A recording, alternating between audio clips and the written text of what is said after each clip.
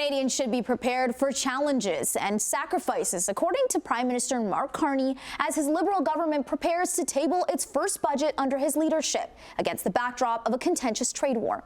Tessa Bennett joins us in studio with the latest from Carney's government ahead of the November 4th budget reveal.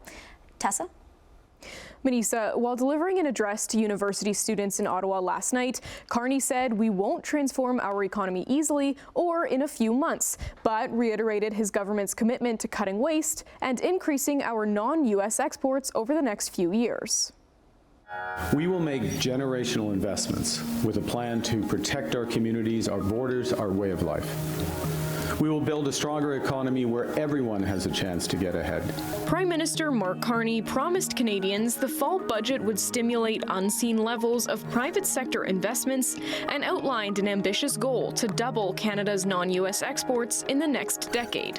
Carney made the comments in Ottawa last night as the Liberals' budget day closes in. This is what the upcoming budget will be about: building, taking control, and winning. The PM warned Canada could no longer be overly reliant on the U.S. as a close trading partner, as President Donald Trump continues to push his tariff agenda. Carney says the bilateral relationship will, quote, never be the same as it was. Now is not the time to be cautious because fortune favors the bold. As a workaround, he's pledging to double non-U.S. exports, saying the initiative would generate some $300 billion more in trade. But for Canadian businesses to expand their supply chains, experts say it takes time and money. When you start to diversify your markets, it means having to travel abroad. It means looking for new clients and customers. It means changing supply chains. It means contracting. It means looking at all the local regulations for your product. All of that takes time and it takes money. Carney and Trump have long been in talks to negotiate a new trade deal, but no such deal has come to fruition. While there have been some tariff exemptions applied to goods covered by the existing Canada-United States-Mexico agreement, about 88% of Canadian business leaders say they're worried they'll lose those protections as trade talks continue to stall. Advisory firm KPMG Canada surveyed more than 500 Canadian companies to gauge the views and priorities of business leaders ahead of the November 4th budget.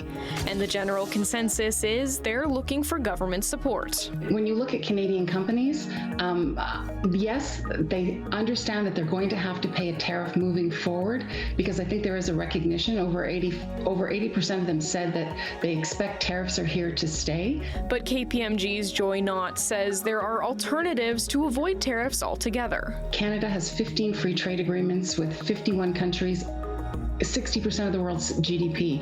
We have options. If Canadian companies want tariff-free access to markets, we have tariff-free access to markets. Prior to delivering his address last night, Carney met with his opposition, Conservative leader Pierre Poilievre, about the upcoming budget. He had already met with the other leaders in Parliament. Poilievre has been vocal about wanting to see an affordable budget that keeps the federal deficit below $42 billion, though forecasts from the parliamentary budget officer show a $70 billion budget.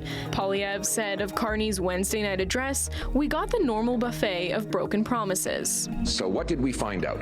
Well, first of all, we got the normal buffet of broken promises and buzzwords. There was lots of talk about catalyzing this and catalyzing that.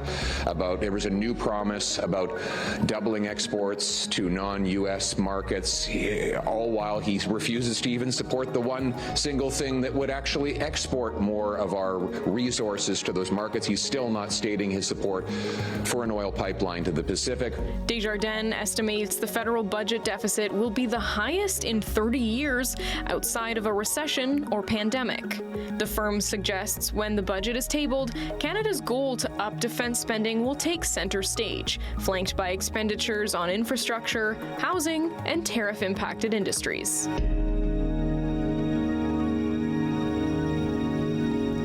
Each party has their own list of priorities for the federal budget, and the minority Liberals will need the support of at least one other party for this budget to pass in November.